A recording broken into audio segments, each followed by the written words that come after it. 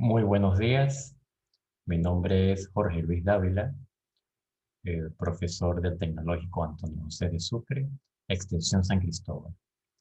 Me corresponde hoy hacer un taller conversatorio en mi aula virtual de Creatividad 2 de las actividades 3 y 4 del segundo corte.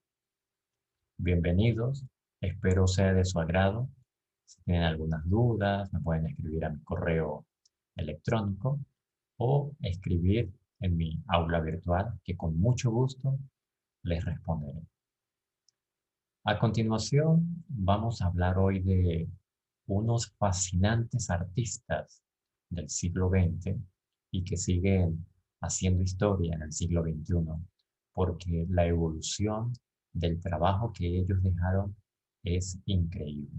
Y para la creatividad de nosotros, los diseñadores gráficos, es muy buena y además nos hace crecer y evolucionar como lo hicieron ellos en su momento.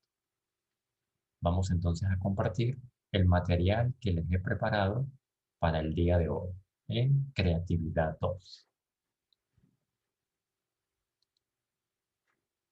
Seleccionamos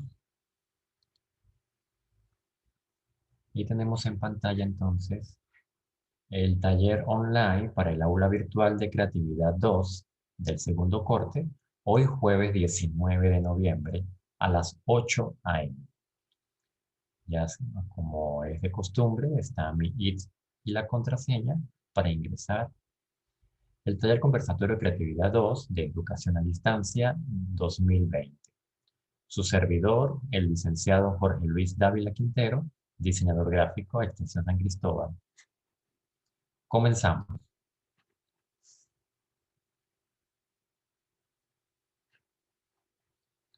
La infografía, aplicada a los artistas que inspiraron los movimientos artísticos que los representan y los programas de diseño gráfico que manejamos hoy en día. Estos artistas son Tristan Tzara, del movimiento Dada o Dadaísmo, Santiago Paul, que le hace honor a su nombre, que me di cuenta que es con una sola O, que yo lo puse con dos O, espero él no se disguste conmigo. Está nuestro fascinante y espectacular artista Toulouse-Lautrec, nuestro impresionante fundador de los maestros de la escuela de la Bauhaus, Kandinsky, y nuestro peculiar y además emprendedor evolucionario, Salvador Dalí. Podemos nosotros también, para en este momento, realizar un imagotipo para la segunda actividad, después de haber investigado estos grandes artistas. Ese imagotipo tiene que ser inspirado en uno de esos 5 artistas que ustedes van a estudiar. La imagen, la tipografía, todo debe ser a full color para su futuro en el editorial de los diseños que ustedes manejen. También tenemos que la temática y el estilo será según algunos de los autores investigados en la infografía de la tarea anterior. Para ello debe utilizar la originalidad, que yo sé que todos ustedes la poseen, también el estilo y su creatividad personal inspirada en esos artistas visuales. Como ya sabemos, la ponderación es en la primera actividad es sobre 10%, que equivale a 10 puntos. Si sacas 9%, ya sabemos que es 19 puntos. La segunda actividad del segundo corte es sobre 20% y vale 20 puntos la realización del imagotipo. Bienvenida, Lesbia Buscán. Vamos entonces con nuestra segunda lámina.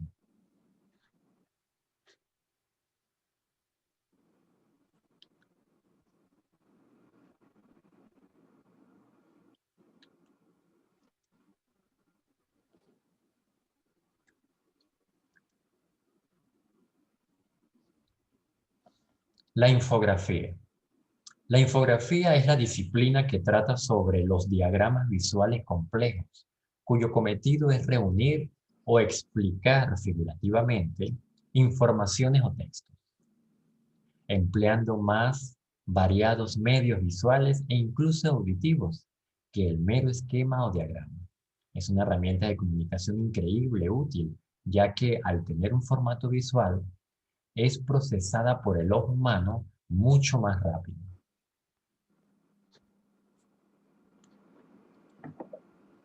Vemos que los pasos para crear una infografía son elegir el tema de la infografía, en este caso son los 5 artistas visuales, que vamos a mostrar las 3 obras más importantes que ellos pueden tener. Si ustedes quieren presentar una sola obra, también lo pueden hacer.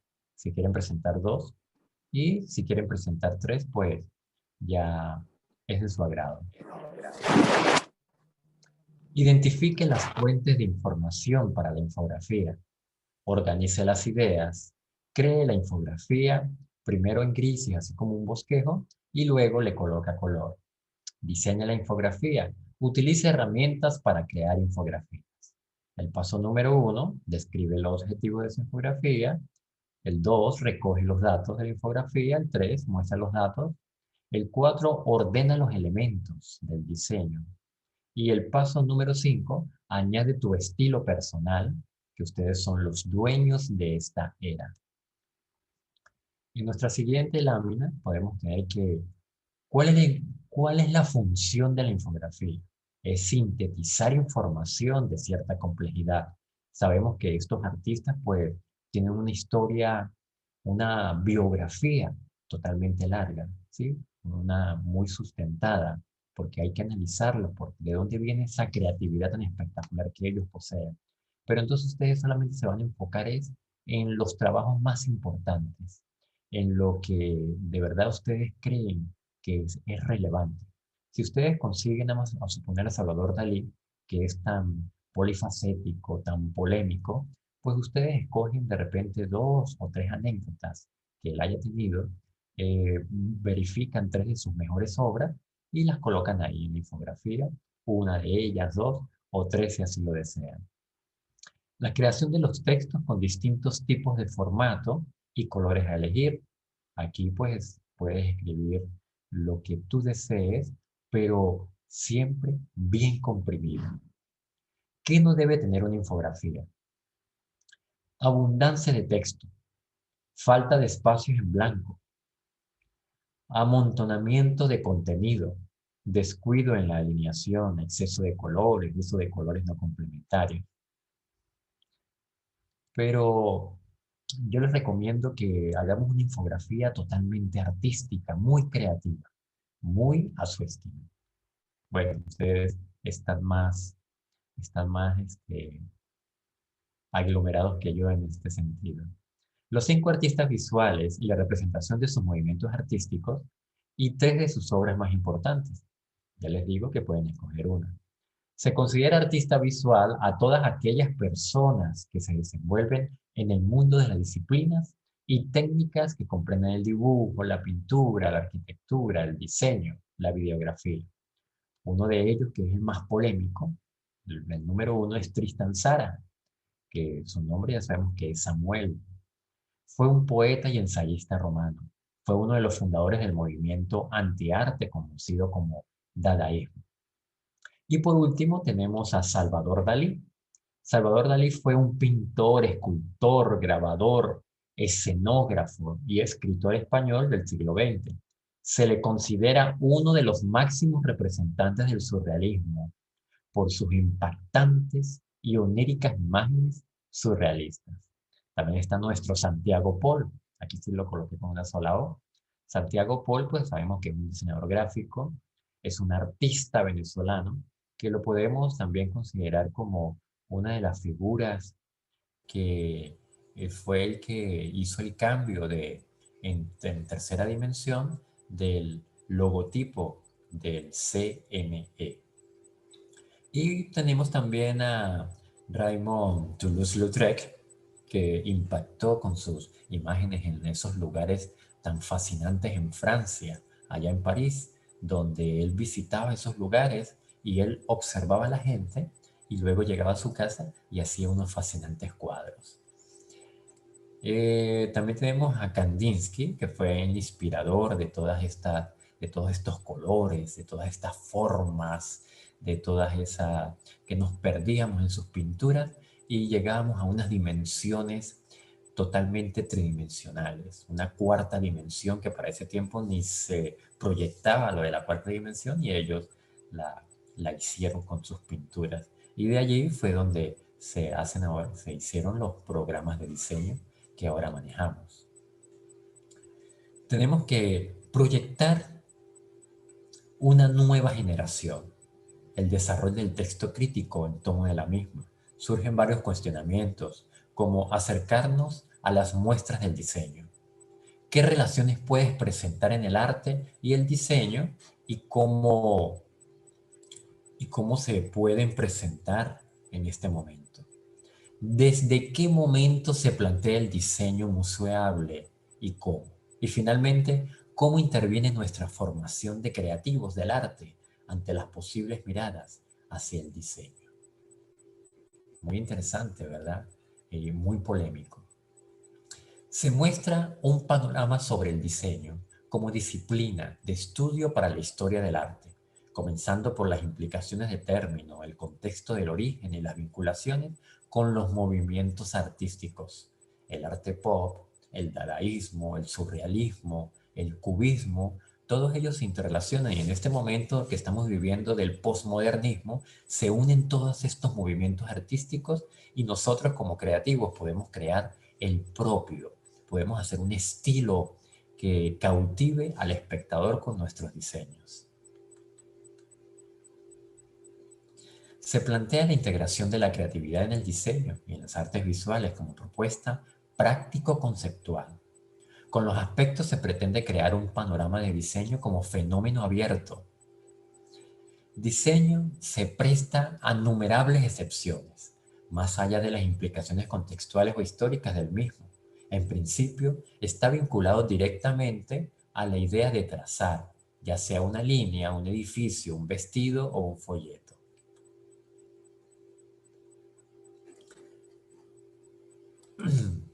Esta explosión maquinista trajo enormes resultados en todos los ámbitos. Coloco aquí a Tristan Tzara en un cómics y aquí como emprendedor del Dada, porque nosotros también podemos ser los creativos de nuestro propio estilo, de esos imagotipos que vamos a crear. Yo sé que ustedes tienen un imagotipo, por supuesto que lo representa, pero en esta ocasión vamos a fusionarlo con un movimiento artístico. Vamos a Vámonos un poquito más allá para representar la parte tridimensional. ¿Por qué no las cuatro dimensiones? ¿Por qué no relacionarlo con los cuatro elementos de la naturaleza, el signo zodiacal? O sea, tantas inspiraciones que podemos nosotros trazarnos para crear nuevos imagotipos que nos representen en la parte editorial. Cuando hagamos un afiche, también lo podemos mezclar con los colores, con la tendencia. Podemos ser muy creativos en esta parte, respetando, por supuesto, la creatividad de otros artistas que ya lo han hecho, pero nosotros podemos también mostrar ese tipo de arte y, ¿por qué no?, promocionarlo para que la gente conozca sobre muchas cosas de la historia del arte que es tan fascinante y nos cautiva a nosotros los diseñadores.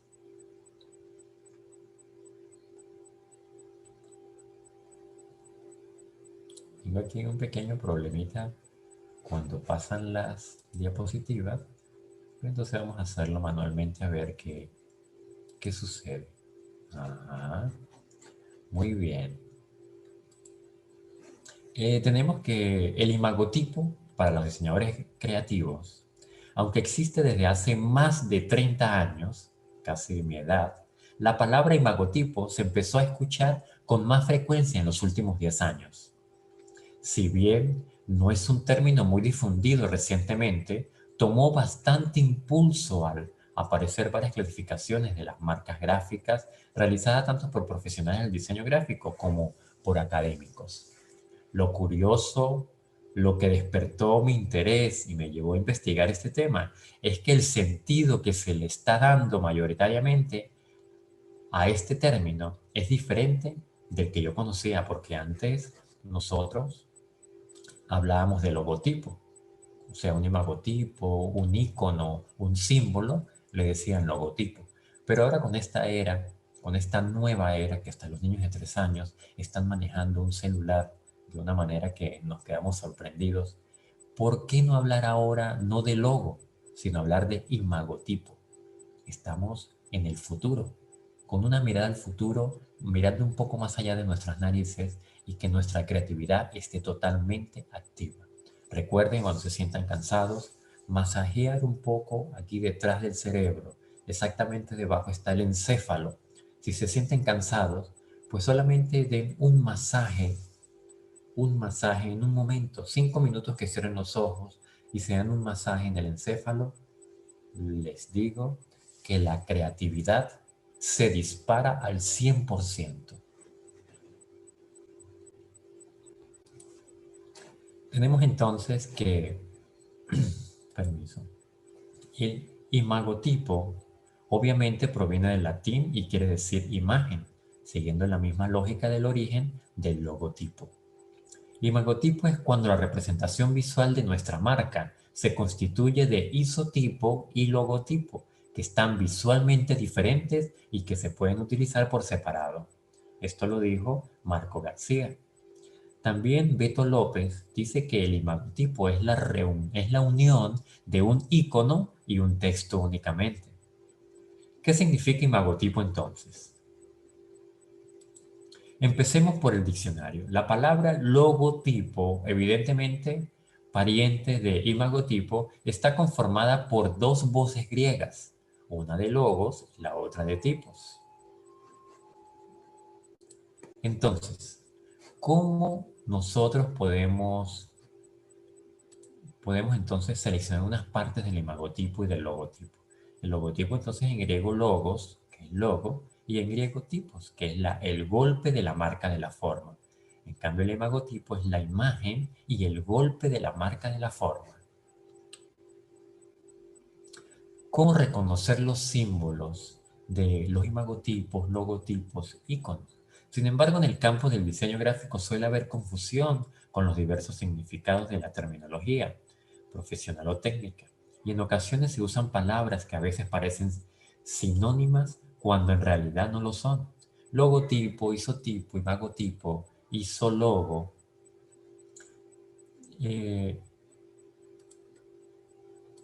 son Son términos que aplican la tarea de diseñar imágenes identificadas corporativas para marcas, empresas o productos. En este caso yo quiero que ustedes diseñen un imagotipo con su esencia y también con la esencia de estos 5 artistas. Escojan el mejor, a Kandinsky, ¿sí? ¿Por qué no? Salvador Dalí, Santiago Paul con ese colorido que cuando exponía en Japón, todos los japoneses querían ver a Santiago Paul y ver qué diseño iba a mostrar, que se le iba a desparramar del cerebro, que su creatividad se convertía en color y unos colores que quisiéramos tenerlos todo el tiempo con nosotros, estar siempre positivos.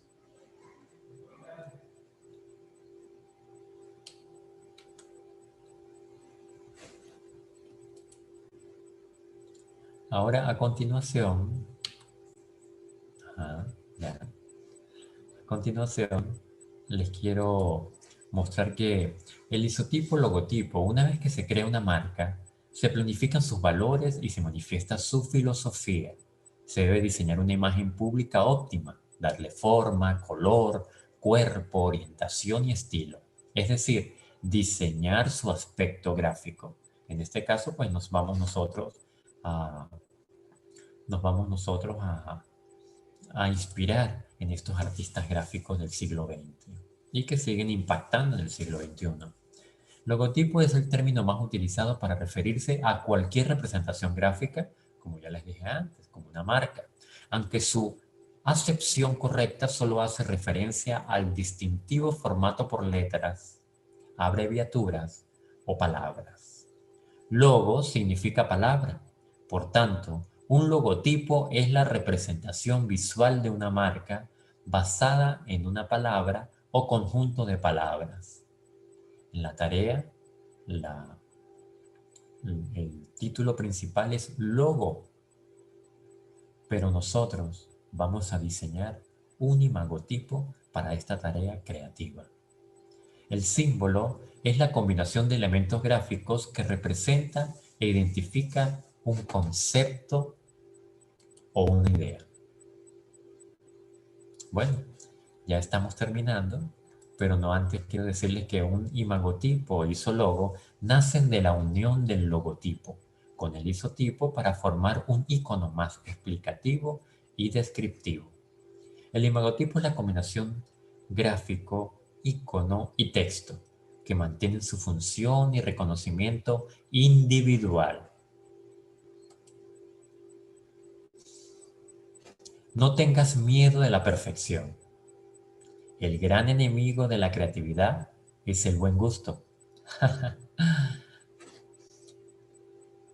No pienses, la lógica te llevará al punto A al B.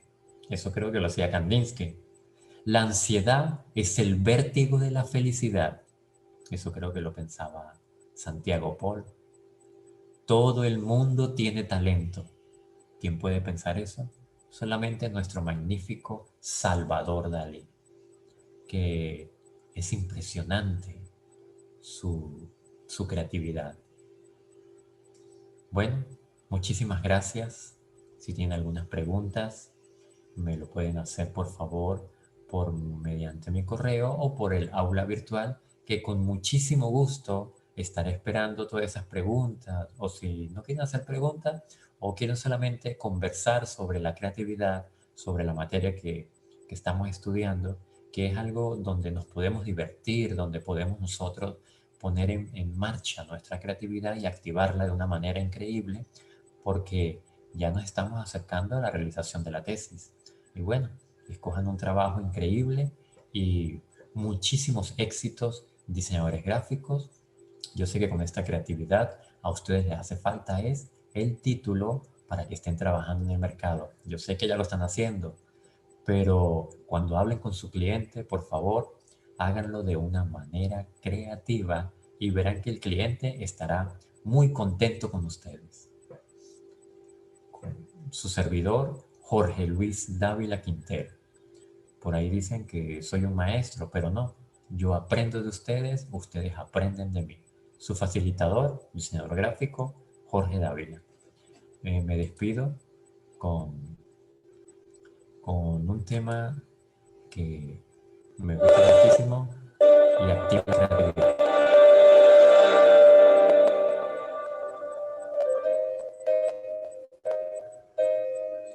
Muchas gracias por su atención.